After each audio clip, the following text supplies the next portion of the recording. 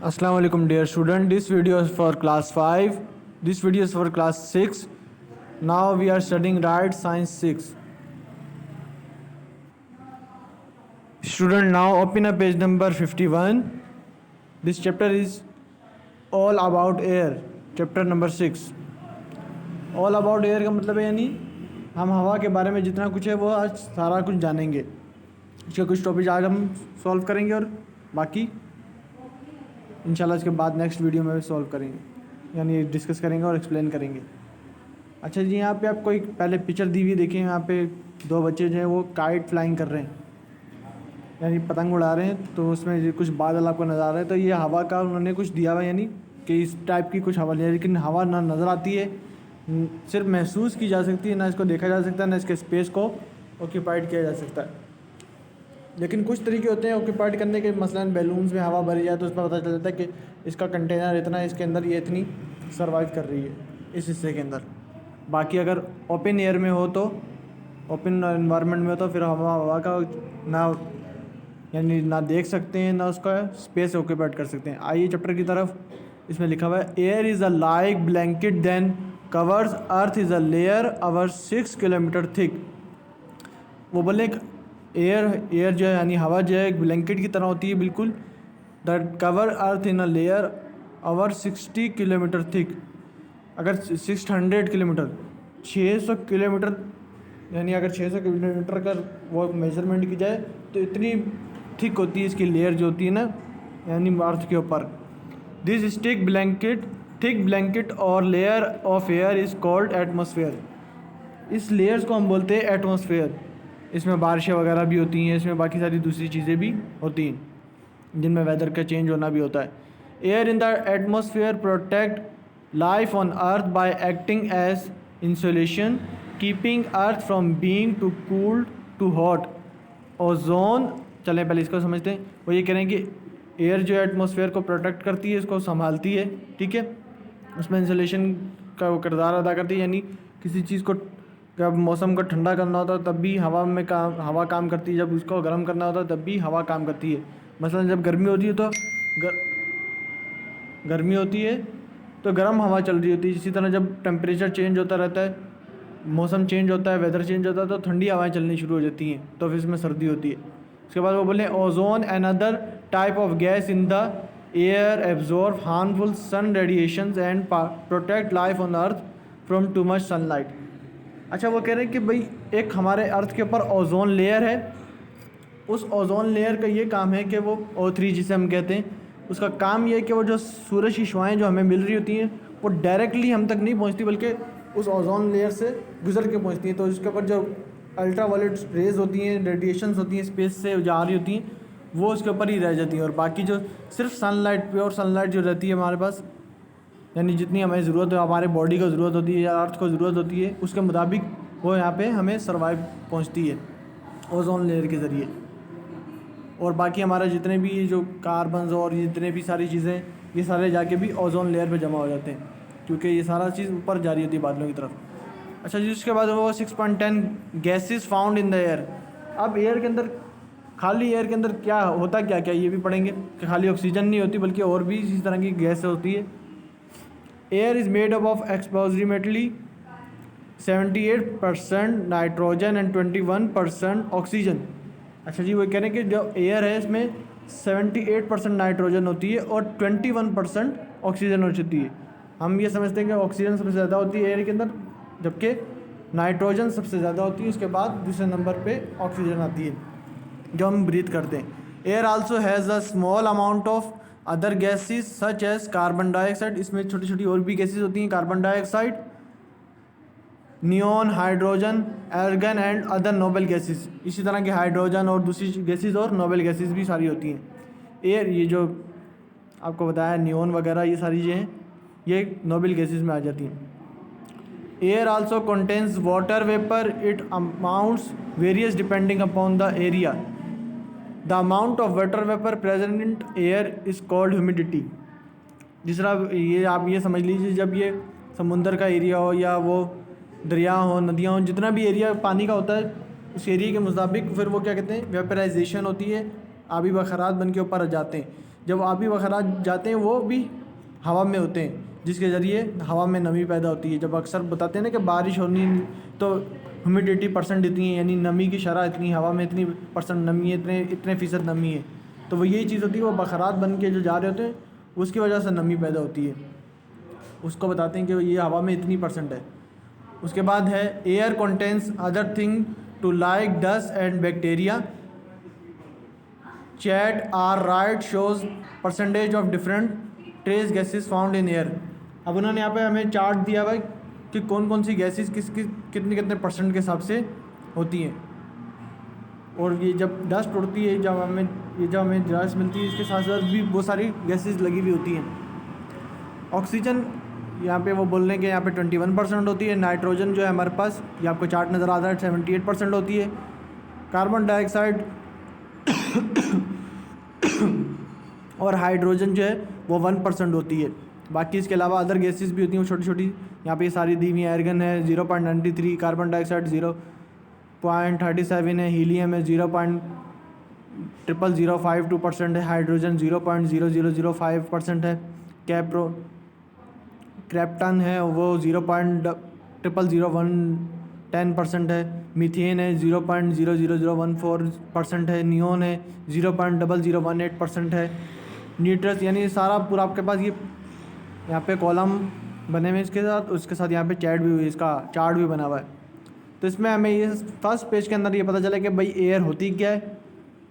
कि एयर हमारे एटमॉस्फेयर को प्रोटेक्ट करके रखती है। उसी तरह उसमें ओजोन होती है, ओजोन जो है हमारी सनलाइट को और अल्ट्रावायलेट वो जो रेडिएशंस होती हैं उनको कंट्रोल करती है। फिर एयर के अंदर हमारे पास ये गैसेस होती हैं जिसमें से ऑक्सीजन हम ब्रीथ करते हैं और कार्बन डाइऑक्साइड एक्सहेल करते हैं। अब इसके आगे की क्या फीचर्स हैं, क्या सारी चीज़ें होती हैं इसके अंदर, और ये क्या क्या काम आती है, इसका प्रेशर कैसा होता है, इसका स्पेस कैसे ऑक्यूपाइड करती है और ये फील कैसे की जा सकती है, उसके बारे में पढ़ेंगे। जी student, now open page number 52, 6.20 properties of air. इसकी खुसूसियात, इसकी प्रॉपर्टीज़ क्या होती हैं वो आज अभी हम पढ़ेंगे। ये देखिए, just because you can not see air does not mean it is not there. ये कह रहे हैं कि जब भी हम अगर कभी देखें इसको हम सीन नहीं कर सकते। क्यों सीन नहीं कर सकते? क्योंकि कभी कहीं होती है, कभी कहीं होती है। एयर ट्रैवलिंग करती रहती है हर जगह, कभी यहाँ से वहाँ चली जाती है, कभी यहाँ से वहाँ, और वैसे भी ये नज़र नहीं आती, इसके पार्टिकल्स नज़र नहीं आते। We can not see smell और taste, we can not see smell और taste the air through we can feel. अच्छा, वो कह रहे हैं कि इसको हम देख तो नहीं सकते, ना टेस्ट कर सकते हैं, बस इसकी जो स्मेल है उसको हल्का सा सिर्फ फील कर सकते हैं, महसूस कर सकते हैं। मसलन अगर हम खड़े हों तो कभी पीछे की साइड से हवा लग रही थी, कभी आगे की साइड से, तो वो जो आपको आगे या पीछे पता चल रहा था वो आपके महसूस करने का अंदाज़ होता है कि यहाँ से आज हवा आ रही है, आज यहाँ से हवा आ रही है। अक्सर हम बोलते हैं ना, आज यहाँ पे आके बैठो, यहाँ पे हवा आ रही है, यहाँ पे आके बैठो, यहाँ पे हवा आ रही है, तो वो आप हवा को महसूस कर रहे होते हैं, वो नज़र नहीं आ रही होती, ये नहीं पता चल रहा था कि कितनी मकदार में आ रही है ये चीज़ें, क्वांटिटी नहीं पता मालूम होता, लेकिन बस उसका फीलिंग्स वो वे मालूम होता है। Even though the air is invisible, it takes up space and has weight. अच्छा, इसका वेट भी होता है और ये कहते हैं स्पेस भी गिरती है, लेकिन ये नज़र नहीं आती। एयर हैज़ 3 मेन प्रॉपर्टीज़, इसकी 3 मेन प्रॉपर्टीज़ होती हैं। एयर हैज़ वेट, इसकी फर्स्ट प्रॉपर्टी इसका वेट होता है। एयर हैज़ एक्सर्ट प्रेशर, इसके पास प्रेशर होता है। नंबर 3, एयर ऑक्यूपाइज स्पेस, इसके पास स्पेस भी होता है। 6.21 air has weight, air has weight के अंदर वो बोल रहे हैं कि we can not put air on a weighing scale to measure. अब आप एक स्केल लीजिए, उसके ज़रिए हम इसको मेजर करके देखते हैं। वैसे तो ये किसी भी तरीके से मेजर नहीं की जा सकती, बस कुछ तरीके होते हैं जिनके ज़रिए मेजर होती है। How much it weights, but we can conduct an experiment to see if air has weight. यहाँ पे आपको बैलून्स नज़र आ रहे हैं, उन्होंने स्केल के साथ यहाँ पे एक स्टिक के साथ बैलून स्टिक किए हैं, और किस तरह किए हैं वो भी पढ़ते हैं। Take a stick and tie a string in the middle of the stick. अब स्टिक को मिडल से यानी बीच में से पकड़ लें और एक तरफ एक बैलून लगा दें और एक तरफ एक बैलून, यानी जिनमें यानी वो फूले हैं उनमें हवा हो। अच्छा जी, उसके बाद ये कह रहे हैं कि make sure that the stick is balance. अब एक जैसे बैलून्स अगर आपने फुला के रखा होगा तो वो स्टिक बिल्कुल बैलेंस रहेगी। और अगर इसी तरह deflate one balloon as the air flows out of deflated balloon, the side with the balloon start to tilt higher। अच्छा, ये जो है showing the air has weight। अब वो ये क्या बता रहे हैं कि ये जो सेकंड वाली पिक्चर है इसमें एक जो हमने खाली बैलून रखा है और दूसरा जो है उसमें थोड़ी सी हवा है। तो अगर इसको मिडिल से आप हैंग करें, पकड़ें, तो जो जिस बैलून में हवा है तो वो हमारा जो ये जो स्ट्रिंग है ना उसकी तरफ झुक जाएगा, यानी नीचे की तरफ आ जाएगा। ये नीचे की तरफ क्यों आ रहा है? क्योंकि इस एयर का वेट है, एक वेट है, लेकिन जो हमें नज़र नहीं आता, लेकिन इसका भी वेट होता है। और स्पेस भी उसने लिया हुआ पूरे उसके अंदर, वो कंटेनर के अंदर हुई हुई, यानी बैलून का कंटेनर के अंदर फिल हुई हुई है। अब वो कहाँ का उसके पार्टिकल्स हैं वो हम नहीं देख सकते, क्योंकि वो चीज़ नज़र नहीं आती, सिर्फ फील की जा सकती है। We can see in the diagram that once the air is removed from the red balloon the yellow balloon tilts lower. यहाँ पर इन्होंने येलो लिख दिया है, blue. Lower red is heavier, क्योंकि वो जो नीचे हुआ है वो ज़्यादा हैवी हुआ है, क्योंकि इसके अंदर हवा है, और दूसरे वाले में बिल्कुल कुछ भी नहीं है, तो वहाँ पे वो ऊपर की तरफ है। उसके बाद 6.22 एयर एक्सर्ट प्रेशर। इसका प्रेशर कैसे होता है ये मालूम करेंगे। Since air has weight it also exerts pressure. It exerts pressure of 1 kg per square centimetre. There are many example of equipment use in air pressure to work. वो कह रहे हैं कि इसका प्रेशर इस तरह होता है कि अगर 1 kg को पर स्क्वायर सेंटीमीटर, यानी इसका 1 kg का उसका पर स्क्वायर लेके सेंटीमीटर में किया जाए कन्वर्ट, तो आपको पता चल जाता है कि एक चीज़ के ऊपर 1 kg के ऊपर कितना प्रेशर एयर का पड़ रहा है। There are many example of equipment that use air pressure to work. और बहुत सी ऐसी चीज़ें, मसलन अगर आप ये जो डिजिटल वेट वाला होता है ना, उसके ऊपर आप कोई भी चीज़ वेट करें तो वहाँ आपको पता चलता है, यानी इसको ओरिजिनल वेट, यानी अगर किसी कंटेनर के अंदर रख के करें तो कंटेनर के साथ एक अलग आएगा, और उस खुली जगह पे रख के करेंगे तो उसके ऊपर हवा का प्रेशर आता है, जिसकी वजह से उसका वेट कभी ऊपर जाता रहता है, कभी नीचे जाता रहता है।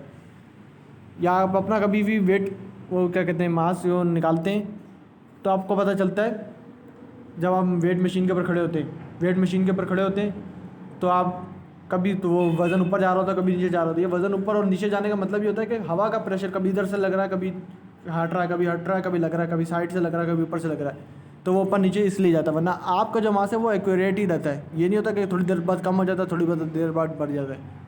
ठीक है। उसके बाद यहाँ पे ये कह रहे हैं, take the example of an air dropper. It is a glass tube with a rubber bulb on it.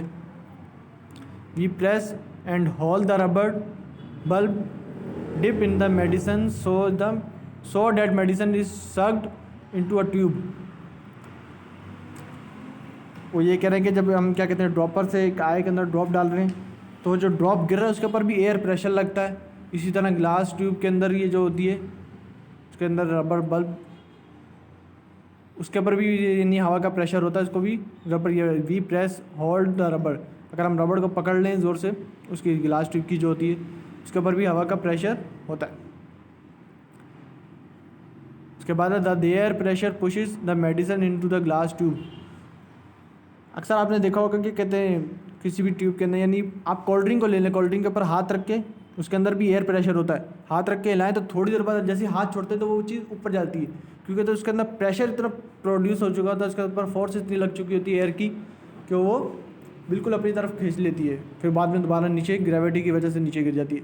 Other use of air pressure are fountain pen, injection and straw use for drinking liquid. इसी तरह जिस तरह आप straw use करते हैं उसमें से आप हवा के ज़रिए खींचते हैं उसको, तो हवा वहाँ पे जाके प्रेशर देती है, जिस वजह से आपके मुंह में आ जाता है। इसी तरह आप इंजेक्शन देखेंगे कि इंजेक्शन के अंदर पहले जहाँ उसकी खाली जगह होती है इसमें भी एयर होती है, इसी तरह वो एयर को वैक्सीन में डालता है और वैक्सीन के हवा के ज़रिए खींच लेता है।